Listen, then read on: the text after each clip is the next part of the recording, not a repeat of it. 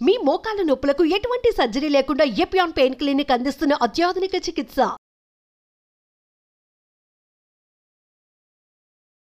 నా పేరు doctor CL Venkatrao. ఊపిరితిత్తులు లంగ్స్ శుభ్రపరచడానికి ఏమైనా పద్ధతులు ఉన్నాయా? మనము ఒక 6 రకాల నియమాలు పాటించడం ద్వారా ఊపిరితిత్తుల్ని క్లీన్ చేసి అనారోగ్యం బారిన పడకుండా నివారించవచ్చు. ప్రధానమైనది మొట్టమొదటిది, సిగరెట్ తాగేవాళ్ళు పూర్తిగా సిగరెట్ మానేయాలి. కొంతమంది నేను 20-30 సిగరెట్లు తాగేవాడిని, దాన్ని ఒకదానికి తగ్గించాను, 2 తాగుతాను, నాకు 1 పర్మిషన్ ఇవ్వండి, 2 పర్మిషన్ ఇవ్వండి అని డాక్టర్ని అడుగుతారు. అసలు 1-2 కాల్చిన ప్రయోజనం, మీకు ఆశించిన ఆరోగ్య ప్రయోజనాలు లభించవు. పూర్తిగా మానేయాలి. సిగరెట్టు, బీడీ, చుట్టా, గుట్కా, పాన్ పరాగ్, నస్యము, జరదా కిళ్ళి, కారా కిళ్ళిలో నికోటిన్ అనే ఒక రసాయన పదార్థంతో పాటు 7,000 రకాల రసాయనాలు ఉంటాయి. వీటి ప్రభావం వల్ల శరీరం మీద వివిధ అవయవాల్లో చెడు జరుగుతుంది. ఈ పొగలో ఈ కార్బన్ అని చిన్న చిన్న సూక్ష్మ అణువులు ఉంటాయి. ఆ సూక్ష్మాణువులు కూడా ఊపిరితిత్తుల్లో ప్రవేశించి ఊపిరితిత్తులు నల్లగా అయిపోతాయి.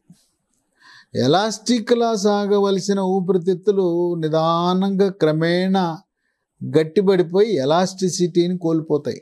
రకరకాల అనారోగ్య సమస్యలు ఉత్పన్నమవుతాయి సిగరెట్ తాగే వాళ్ళకి.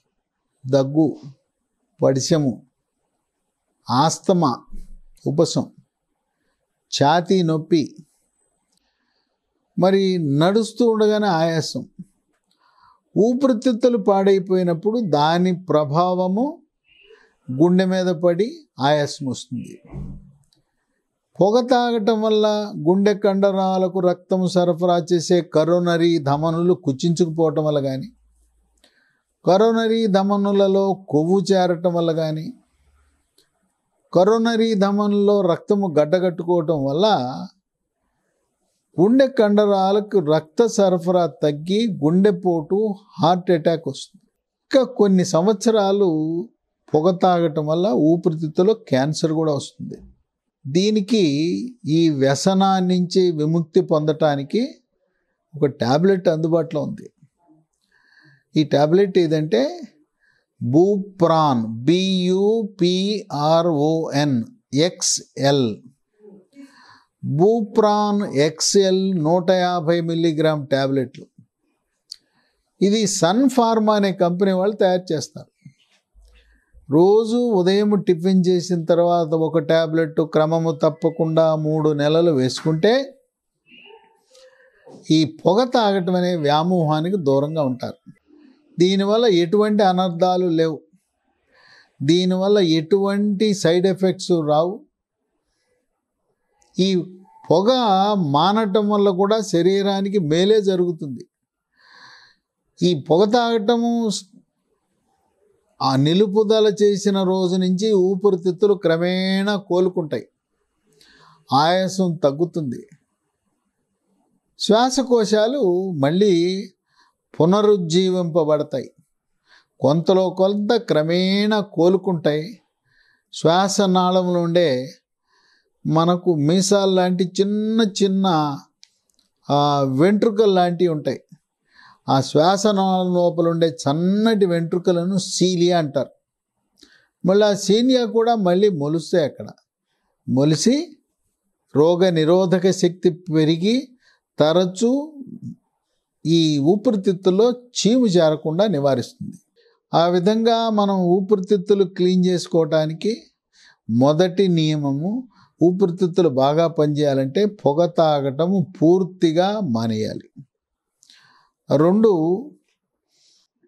యోగా, ప్రాణాయామము, ధ్యానము, వ్యాయామం.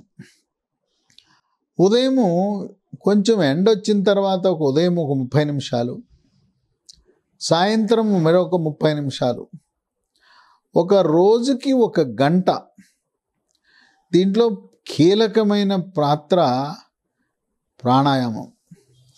ప్రాణాయామంలో లోపలికి గాలి పీల్చుకుని బయటకు వదిలే ప్రక్రియలో ఊపిరితిత్తులు సంకోచ వ్యాకోచాల వల్ల లోపలికి ప్రాణవాయువు ఆక్సిజన్ బాగా ప్రవేశించి రక్తము దాంట్లో సమృద్ధిగా ప్రాణవాయువు వెళ్తుంది రక్తంలోకి, అవయవాలకి. అలాగే రక్తంలో ఉండే బొగ్గు పులుసు వాయువు కార్బన్ డైఆక్సైడ్ రక్తం నుంచి ఊపిరితిత్తుల ద్వారా బయటకు వచ్చేస్తుంది. ఈ వ్యాయామ ప్రక్రియ యోగా, ప్రాణాయామము, ధ్యానం చేసిన వాళ్ళకి ఊపిరితిత్తుల యొక్క సామర్థ్యం చాలా బాగా ఉంటుంది. వీళ్ళకి జబ్బులు వచ్చే అవకాశం తక్కువ ఉంటుంది.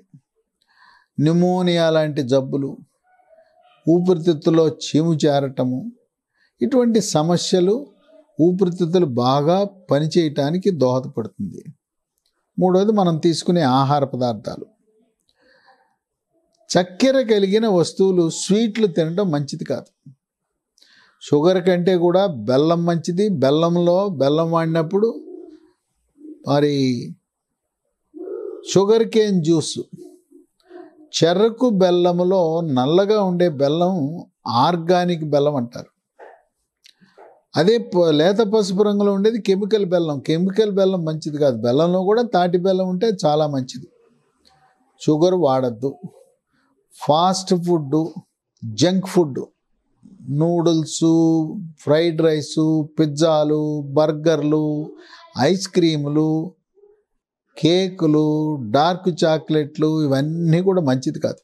డబ్బాలో ఉండే తయారు చేసిన ఆహార పదార్థాలు, అట్టపెట్టెల్లో తయారు చేసినవి, దాంట్లో నిల్వ ఉన్న పదార్థంలో నిల్వ ఉంచడానికి ఉప్పు వాడతారు, నిల్వ ఉంచడానికి కొన్ని రసాయనాలు వాడతారు, ఆ రంగు, రుచి, వాసన కోసం మరికొన్ని రసాయనాలు వాడతారు. మనం ఇంట్లో తాజాగా చేసుకుని తినాలి.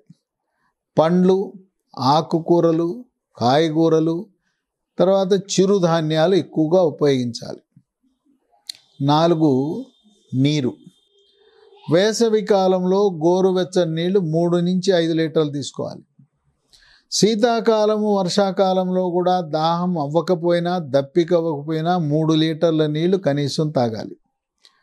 ఈ నీళ్లు తీసుకుంటే మూత్రపిండాల్లో రాళ్ళు ఏర్పడవు, ఊపిరితిత్తులు బాగా పనిచేస్తాయి. 5, మనము వాతావరణం నుండే గాలి. ఈ రోజున భారతదేశంలో ఢిల్లీ నగరంలో వాతావరణం కాలుష్యం అయిపోయింది. అక్కడ పరిశ్రమల నుంచి వెదజల్లే కాలుష్యం వల్ల, వాహనాల పొగగొట్టాల నుంచి వచ్చిన కాలుష్యం వల్ల మంచు, పొగ 2 కలిసి మనం పీల్చే గాలి, నాణ్యమైన గాలి లభించడం లేదు. అలాగే కొన్ని పరిశ్రమల్లో పనిచేస్తున్నప్పుడు ఆ రసాయనాల పొగలు, లేదు పట్టణాల్లో ఆరోగ్యం బాగలేకపోతే గ్రామీణ ప్రాంతంలో స్వచ్ఛమైన గాలి ఉంటుంది. పట్టణంలో ఉండే ఉద్యోగం వదిలి గ్రామీణ ప్రాంతంకి వెళ్ళి మనం పని చేసుకుంటే అక్కడ స్వచ్ఛమైన గాలి ఉంటుంది. ఈ మహానగరాలలో, పెద్ద పెద్ద పట్టణాల్లో ఉండే వాతావరణ కాలుష్యము చిన్న పట్టణాల్లో, గ్రామాల్లో ఉండదు. 6వది బరువు తగ్గాలి. స్థూలకాయము, భారీకాయం ఉన్న వాళ్ళకి ఊపిరితిత్తులు సరిగా పనిచేయవు. ఈ పొట్టలో ఉండే కొవ్వు ప్రభావం వల్ల ఊపిరితిత్తుల యొక్క సంకోచ వ్యాకోచాలకు అంతరాయం కలుగుతుంది. అందుచేత బరువు, ఎత్తుకు తగ్గ బరువు ఉండాలి. బరువు అధికంగా ఉంటే మెడ ముందు భాగాన ఉండే థైరాయిడ్ గ్రంథి అది సరిగా పనిచేయనప్పుడు బరువు పెరుగుతారు. రక్తంలో T3, T4, TSH అనే పరీక్ష చేస్తే TSH పెరిగినా, T3, T4 తగ్గినా థైరాయిడ్ గ్రంథి సరిగా పనిచేయట్లేదని మనకు అర్థమవుతుంది. థైరాయిడ్ ట్యాబ్లెట్లు ప్రారంభించి వాడితే స్థూలకాయము, భారీకాయము తగ్గుతుంది. కనుక ప్రతి ఒక్కరూ స్థూలకాయము, భారీకాయం ఉన్నవాళ్ళు మీకు థైరాయిడ్ లోపం ఉందా లేదా అనేది చూసుకోవాల్సిన అవసరం ఉంది. ఈ 6 రకాల నియమాలు క్రమము తప్పకుండా పాటించడం ద్వారా ఊపిరితిత్తులు శుభ్రంగా క్లీన్ అయిపోయే అవకాశము, ఊపిరితిత్తుల యొక్క సామర్థ్యం పెరిగే అవకాశం ఉంది.